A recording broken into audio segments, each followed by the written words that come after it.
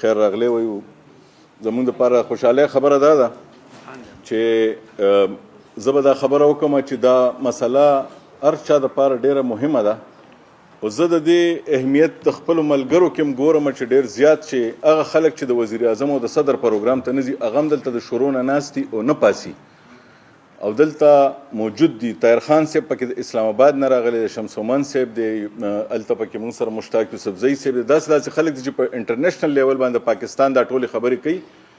نو سنجیدګي چې کومه ده نو قامي سطح باندې خو ډېره زیاته موجوده ده او د دې ډېر دې له هرکلی مو شکر هم د خدای ادا کوو. او زه به یو خبره کوم، بیا ما سره دوه تجویزونه زه په هغې تاسو سره خبره کوم. ګورئ جي که موږ دپاره که موږ ته څوک په پاکستان کې ارڅ هم ووایي چې افغانانو پسې به نه خفه کېږي، نو خبره دا ده چې دا خبره زه په هر ځای کې کوم چې بیا دې موږ ته د اسلامیات کتاب بدل کړي، بیا دې موږ ته نصاب بدل کړي، بیا دې موږ ته دا نه وایي چې د مدینې په ریاست کې د مسلمانانو ته هرکلی ویلی شو، بیا خلکو ورسره کورونه شریک کړي.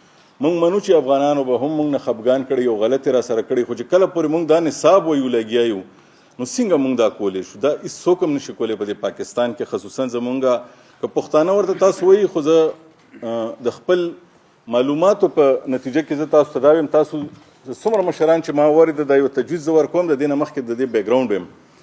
موږ دا وایو چې دا ټوله مسله چې کومه ده نو دا د پښتنو ده، او که تاسو د افغانستان سره د تجارت د حجم وګورئ په پاکستان کې نو دا د پنجاب د پښتنو نه ډېر زیات دی. پنجاب کې داسې خلک دي چې د هغوی تجارت دومره زیات دی چې زمونږ هغه تجارت به تاسو ته اسم ښکاره نشي. تاسو کله د اوکاړې ته لاړ شئ، تاسو کسور او شیخ پورې او دې ځایونو ته لاړ شئ، تاسو ته پته ولګي چې هغه خلک څومره دې وخت کې خفه دي او د هغوی هم اواز نشته. نو خبره دا ده چې د دې دپاره زما خپل یو تجویز دا دی چې بجای د دې چې موږ د دې نه یو لیمیټډ جرګه تاسو دلته جوړوئ، د دې نه پکار دی چې تاسو د پاکستان هغه علاقو ته هم لاړ شئ چې څوک د پاکستان په چوکاټ کې اهمیت لري. ګوره مونږ چې دلته ناست یو که مونږ کومه خبره هم کوو نو په پاکستان کې څوک هم که زموږ خلاف بیانیه جوړوي نو زمونږ هغه رویې اختیاري چې وګوره دا څومره مړه وران خلک دي، ګوره ارام ته نه پرېږدي، لګیا دی پاکستان ارام ته نه پرېږدي. نو زما خپل خیال دا دی چې د پنجاب هغه خلک تر څو پورې تاسو ځان سره نه یو ځای کړي، د پنجاب هغه خلک به تاسو سره مریم نواز ځان سره یو ځای کوي، بیا به هغه شهباز شریف ځان سره یو ځای کوي، بیا به هغه میاں نواز شریف ځان سره یو ځای کوي، دلته به د پی ټی آی خلک به چې کوم هغه به د عمران خان خلک ځان سره. په پاکستان کې به هم یو بیانیه جوړیږي، یعنې کني په موږ تاسو خو نه کیږي. زما خپل ذاتي دا تجربه ده، 28 کالونه په دې ځای کې صحافت کوم، دلته ناست یم، د دنیا په ډېرو ادارو کې مې کار کړی دی، خو په دې نتیجه رسېدلو چې په موږ نه کیږي. دې دپاره دا تجویز دی چې تاسو هغوی سره هم خبره وکړئ. د دې به زه تاسو ته مثال درکړم، په افغانستان کې دې وخت کې یو رایامه جوړه شوه او خلک راپاڅېده، د خپل حکومت خلاف راپاڅېده، نو د هغوی په جنګي رویه کې فرق راغو. خلک داسې راپاڅېده چې هغوی وایي چې یو ځل راته افغانستان په د اسامه بن لادن په نوم باندې تباه کوو، اوس یې راته ټي ډي پي په نوم باندې تباه کوئ. نو د اختر په ورځو کې زموږ د معلوماتو تر مخه د مولا هیبت الله چې کوم دی هلته مشر دی د طالبانو، هغه خپل خلک راوغوښته، هغوی ته یې وویل چې ګوره دا مسله ختمه کوي، که نور څه نه نو د افغانستان نه به هم ختم شي.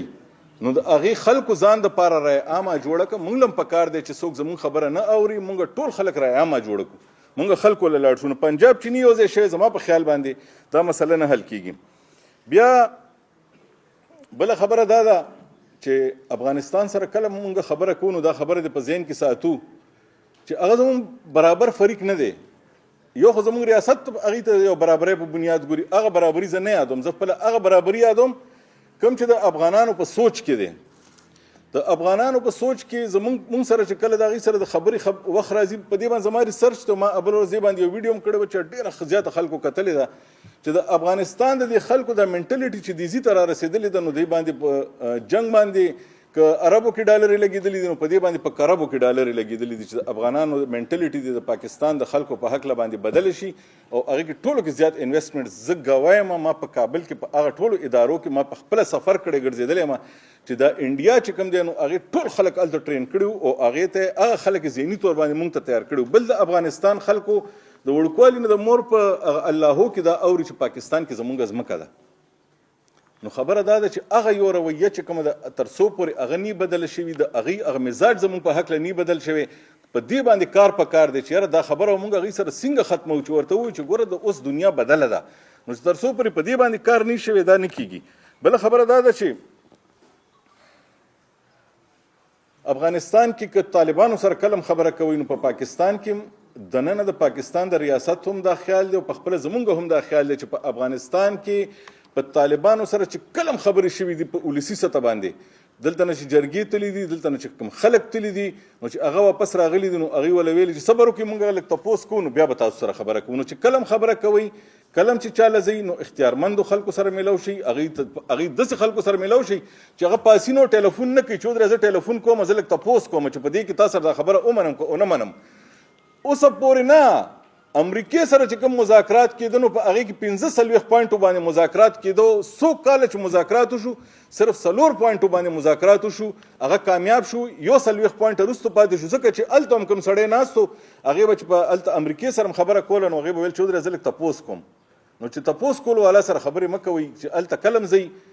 اوس هم پاکستان چې څنګه شرط یې ښیي چې وزیر داخله به را سره خبره کوي یا به د هغې د جی ډي آی مشر به را سره خبره کوي. تاسو هم چې چاله ځئ نو اول اختیارمند کس معلوم کړئ نو زما په خیال باندې دا مسله به ختمه شي. ټیک ده جي.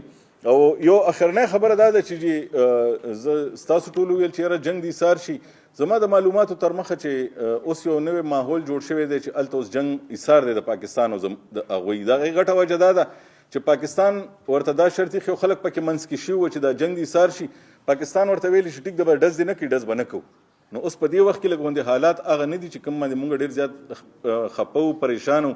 بل دا د سوشل میډیا چې دا کومه خبره ده جي د پاکستان د خلکو د اړخه کله هم غلط خبر نه ځي. ایون مونږ د هندوستان په باره کې هم غلطه خبره نه کوو. مونږ دومره ذموار یو او هلته به د طالبانو یو مشر به ناست یا به ځان ته وایي یا به په کابل کې د پولیس چیف پاتې شوی او پاکستان خلاف ویډیوز کوي. نو تاسو چې چا سره هم خبره کوئ ولې زمونږ تاسو سره چې خرابې راځي هغه خلکو د وجې راغلي کوم چې یورپ ته تښتېدلي دي او هغه د پاکستان او تاسو جنګوي او یا ستاسو ناس هغه خلک دي. نو د دې باره کې تاسو خامخا دا پوینټس په دې کې شامل کړي. دا زما یو څو ګزارشات بخښنه غواړم ما لږ وخت زیات واخیستو. مهرباني.